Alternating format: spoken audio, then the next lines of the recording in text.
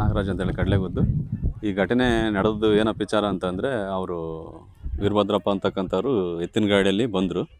ಹಿಂದೆಗಡೆ ಒಂದು 10 ನಿಮಿಷ ಆದ ನಂತರ ಅವರು ಕಾಂತರಾಜ ಮಗ ನಂದನ ಅಂತೇಳಿ ಟ್ರ್ಯಾಕ್ಟ್ರಿ ತಗೊಂಬಂದು ಎತ್ತಿನ ಗಾಡಿಗೆ ಗುದ್ದಿದ್ರು. ಗುದ್ದಿದ ಮೇಲೆ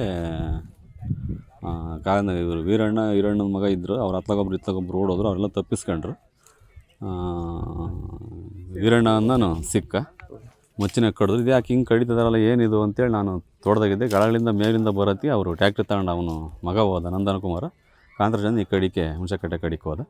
ಬಂದು ನೋಡೋತ್ತಿಗೆ ಬಾಡಿ ಬಿದ್ದಿತ್ತು. ಅವಾಗ ನಾನು ಪೊಲೀಸ್ನಲ್ಲಿ ಇದನ್ನು ಮಾಹಿತಿ ನಾನೇ ತಿಳಿಸಿದ್ದೆ. ನೀವು ಅವಾಗ ನೋಡಿದ್ರೆ ನಾನು ದೂರದಿಂದ ನೋಡಿದೆ. ನಾನು ಮಚ್ಚು ತಗೊಂಡು ಕಚ್ಚ ಕಡಿತಿರ್ತಕ್ಕಂಥದ್ದನ್ನ ತಗ್ನಲ್ಲಿದ್ದೆ. ಏನು ಹಿಂಗೆ ನೋಡ್ಕೊಂತ ಹಿಂಗೆ ಕಡಿತಾರಲ್ಲ ಅಂತ ಅಂದ್ಕೊಂಡೆ. ಏನು ನಮಗೆ ಅವ್ರಿಗೆ ಏನಿದು ಈ ಥರ ಅಂತೇಳಿ ಮಚ್ಚಿನಾಗೆ ನೆಲ ಕಡಿತಾನಲ್ಲ, ನೆಲಕ್ಕೆ ಬಾಡಿ ಬಿದ್ದ ನೋಡಿಲ್ಲ. ಹತ್ರಕ್ಕೆ ಬಂದು ದಿಬ್ಬಕ್ಕೆ ಬಂದು ಬಾಡಿ ಕಾಣ್ತಾ ಅಷ್ಟೊತ್ತಿಗೆ ಇವರು ಟ್ಯಾಕ್ಟ್ರಿ ತಗೊಂಡ್ರು. ಅತ್ಲಾಗ ನಂದನ್ ಕುಮಾರ್ ಅಂದ್ರೆ ಕಡುವು ಕಣ್ಣಾರೆ ನೋಡಿದೆ ಸರ್. ಕಾಂತರಾಜ್ ಅಂದ್ರೆ ಇಬ್ಬರು ಹಿಂದೆ ಮುಂದೆ ಇದ್ದರು. ಹಳೆ ವೈಷಮ್ಯ, ಜಮೀನಿನ ವೈಷಮ್ಯದಿಂದ ಈ ಥರ ಆಗಿದೆ ಘಟನೆ. ಹಿಂದೆ ಒಂದ್ಸರಿ ಗಲಾಟೆ ಆಗಿತ್ತು. ಇದು ಹಿಂದೆ ಅವ್ರಿಗೆ ಗಲಾಟೆ ಆಗಿತ್ತು. ಜಮೀನು ವಿವಾದ ಅಂದರೆ ವೀರಣ್ಣ ಎಲ್ಲ ಬಿಟ್ಕೊಟ್ಟಿದ್ದ. ನಮ್ಮ ಪೊಲೀಸ್ನವ್ರ ಮುಖಾಂತರ ಲೆಕ್ಕಾಚಾರ ಮಾಡಿ ಎಲ್ಲ ಬಿಟ್ಕೊಟ್ಟಿದ್ದ. ಇನ್ನೂ ಬರುತ್ತೆ ಅಂತ ಇವರು ದುರಾಸೆ ಪಟ್ಕೊಂಡು ಈ ಥರ ಮಾಡಿದ್ದಾರೆ. ಉದ್ದೇಶ ಈ ಥರ ಘಟನೆಗಳು ನಮ್ಮೂರಲ್ಲೇ ಇದು 3ನೇದು ಆಗಿರೋದು. ಸರಿಯಾದ ರೀತಿಯಲ್ಲಿ ಕಡಲೆಗುದ್ದು ಎಲ್ಲ ನಮ್ಮ ಪೊಲೀಸ್ ಇಲಾಖೆಯರಾಗಿರ್ಬೋದು, ಮಾಧ್ಯಮದವರಾಗಿರ್ಬೋದು, ಇನ್ನೂ ಹೆಚ್ಚಿನ ಪರಿಶೋಧನೆ ಮಾಡಿ ಅವ್ರಿಗೆ ಸರಿಯಾದ ಶಿಕ್ಷೆ ಕೊಟ್ಟು ಮುಂದಿಂಥ ಘಟನೆ ನಡೀತಕ್ಕಂಥದ್ದನ್ನು ಮಾಡಬೇಕಾಗುತ್ತೆ.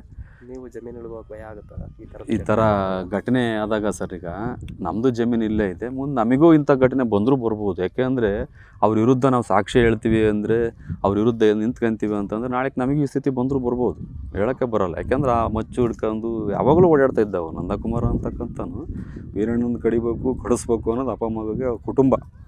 4 ಜನನೂ ಇದನ್ನು ಮಾತಾಡ್ತಾ ಇದ್ರು. ಅವರು ಗಂಡ ಹೆಂಡತಿ ಮಕ್ಕಳು ಅವರಮ್ಮ ಎಲ್ಲ ಅವನ್ನ ಕಡ್ದುಬಿಡ್ಬೇಕು, ವೀರನ್ನ ಕಡ್ದುಬಿಡ್ಬೇಕು, ಅವ್ನ ಮಗನ ಕಡ್ದುಬಿಡ್ಬೇಕು, ಸಾಕ್ಷಿ ಹಾಕಿರೋನ್ನ ಕಡ್ದುಬಿಡ್ಬೇಕು ಅಂತೇಳಿ ಮಾತಾಡ್ತಿರ್ತಕ್ಕಂಥದ್ದು ನಾವು ಕಿವಿಯಾರೆ ಕೇಳಿದ್ದೀವಿ.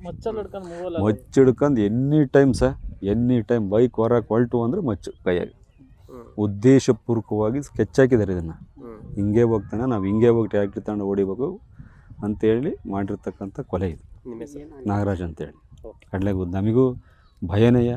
ಇಂಥ ಘಟನೆಗಳಾದಾಗ ಹೇಳಕ್ಕೆ ಭಯ ಆಗ್ತದೆ. ಇದನ್ನು ಜನಗಳು ಮುಂದೆ ಬರ್ತಾ ಇಲ್ಲ. ಸಾಕ್ಷಿಗಳು ಹಾಕೊಂಡ್ರೆ ಮುಂದೆ ಬರ್ತಾ ಇಲ್ಲ. ಕಣ್ತುಂಬ ನೋಡ್ತಾರೆ. ಆಗಿರ್ತಕ್ಕಂಥ ಘಟನೆಗೆ ಧೈರ್ಯ ಬಂದು ಯಾರು ಸಾಕ್ಷಿ ಹಾಕಲ್ಲ. ಈ ಘಟನೆ ಈಗ ಜಮೀನು ವಿಚಾರಕ್ಕೆ ಜಗಳ ಶುರುವಾಗಿದೆ. ಅದೇ ಜಮೀನು ಬಿಟ್ಕೊಡ್ಲಿಲ್ಲ ಅಂತ. ಯಾರ್ದು ಜಮೀನು?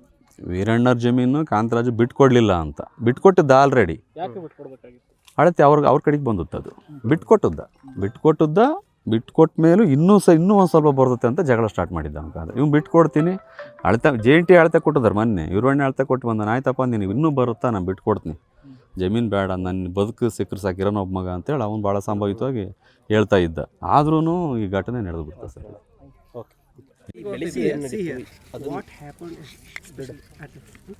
ಬೆಳಗ್ಗೆ ಎಲ್ಲಿಗೆ ಹೊರಟಿದ್ರಿ? ಏನಾಯ್ತು ಸರ್? ಹೊಲಕ್ಕೆ ಬರೋ ಟೈಮಲ್ಲಿ ಈ ಥರ ಮಾಡಿದ್ದಾರೆ ಸರ್. ನಾವು ಮುಂಚೆ ಜಮೀನಿಂದು ಪ್ರಾಬ್ಲಮ್ ಇತ್ತು. ಪ್ರಾಬ್ಲಮ್ನ ಏನು ಪೊಲೀಸ್ನವ್ರ ಹತ್ರನೇ ಹೋಗ್ಬಿಟ್ಟು ಎಲ್ಲ ರಿಸಾಲ್ವ್ ಮಾಡಿಸ್ಕೊತಿದ್ವಿ. ಇನ್ನೇನು ಹೊಲಕ್ಕೆ ಬಂದು ಇದನ್ನು ಅಳತೆ ಮಾಡೋ ಈ ಟೈಮಲ್ಲಿ ಅವ್ರು ಈ ಥರ ಮಾಡಿದ್ದಾರೆ ಸರ್. ಯಾಕೆ ಅವ್ರ ಜಮೀನು ಅಳತೆ ಮಾಡಿಸ್ಬೇಕಿತ್ತು? ಅವ್ರಿಗೆ ಕೊಡಬೇಕಿತ್ತು ಜಮೀನು? ಕೊಡೋದು ಅಂದರೆ ಒಂದು ಲೈನಿಂದ ಪ್ರಾಬ್ಲಮ್ ಇತ್ತು ಸರ್. ಅದನ್ನ ಜಮೀನೇನು ಅಳತೆ ಮಾಡಿಸ್ಕೊಂಡ್ರೆ ಇಬ್ರಿಗೂ ಕ್ಲಿಯರಾಗಿ ಹೋಗ್ತಿತ್ತು. ಅದನ್ನೇ ಪೊಲೀಸ್ನವರು ಹೇಳಿದರು. ಅದೇ ಥರನೇ ನಾವು ನಡ್ಕೊಂಡಿದ್ವಿ. ಜಾಯಿಂಟ್ ಅಳತೆಗೆಲ್ಲನೂ ಕೊಟ್ಟಿದ್ವಿ. ಅವ್ರು ಬಂದು ಇನ್ನೇನು ಅಳತೆ ಮಾಡೋಕ್ಕಿಂತ ಮುಂಚೆನೇ ಈ ಥರ ಎಲ್ಲ ಮಾಡಿ ನಾವು ಹೊಲದಿಂದ ಇಲ್ಲಿ ಬಂದು ಇದನ್ನು ಮಾಡೋಕ್ಕೆ ಹೋಗ್ತಿದ್ವಿ ಸರ್. ಅವರು ನಾನು ನನ್ನ ತಮ್ಮ ಇಬ್ಬರು ಚಿಕ್ಕವರು. ಹಾಂ, ಇದರಲ್ಲಿ ಸರ್ ಗಾಡೀಲಿ ಹೋಗ್ತಾಯಿದ್ವಿ ಸರ್. ನಾನು ಆ್ಯಕ್ಚುಲಿ ನಾನು ಬೈಕಲ್ಲಿ ಹಿಂಗೆ ಬಂದೆ. ನಮ್ಮ ಹೊಲ ಇಲ್ಲೇ ಇರೋ ಪಕ್ಕದಲ್ಲಿ. ಅವ್ರು ಬರ್ತಿರ್ಬೇಕಾದ್ರೆ ಇಲ್ಲಿ ನೋಡಿದ್ರು. ನನ್ನ ತಮ್ಮ ಹಿಡ್ಕೊಂಡು ಮನೆಗೆ ಓಡೋದ. ಅವನ್ನ ಹಿಂಗೆ ಹೊಡೆದಾಕಿದ್ದಾರೆ ಸರ್. ಯಾವುದ್ರಲ್ಲಿ ನೋಡಿದ್ರು? ಹೆಂಗೆ? ಏನು ಮಚ್ಚಲ್ಲಿ ಹೊಡೆದಿದ್ದಾರೆ ಸರ್. ವೀಡಿಯೋನು ಮಾಡಿಕೊಂಡೆ. ಏನು ದ್ವೇಷ? ಸರ್ ದ್ವೇಷ ಅಂದರೆ ಅಷ್ಟೇ ಸರ್. ಹಿಂದೆ ಏನು ಗಲಾಟೆ ಇಲ್ಲ. ಜಸ್ಟ್ 1 ಇಯರ್ದು ಅಷ್ಟೇ ಸರ್.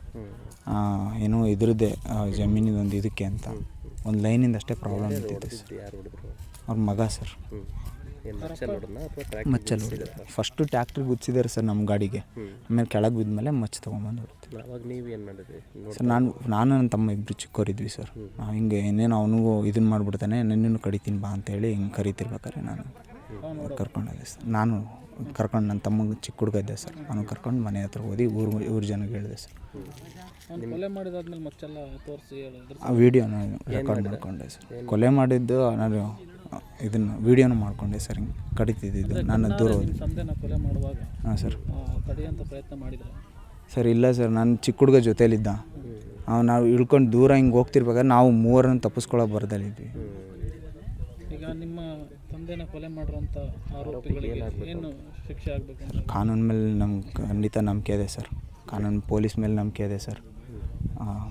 ಪೊಲೀಸ್ನವರು ನಮ್ಮ ಜೊತೆ ನಿಂತ್ಕೊತಾರೆ, ಊರು ಜನ ನಮ್ಮ ಜೊತೆ ನಿಂತ್ಕೊತಾರೆ ಅನ್ನೋ ನಂಬಿಕೆ ಇದೆ ಸರ್. ನಿಮ್ಮ ಹೆಸರು? ಯೋಗೀಶ್ ಅಂತ.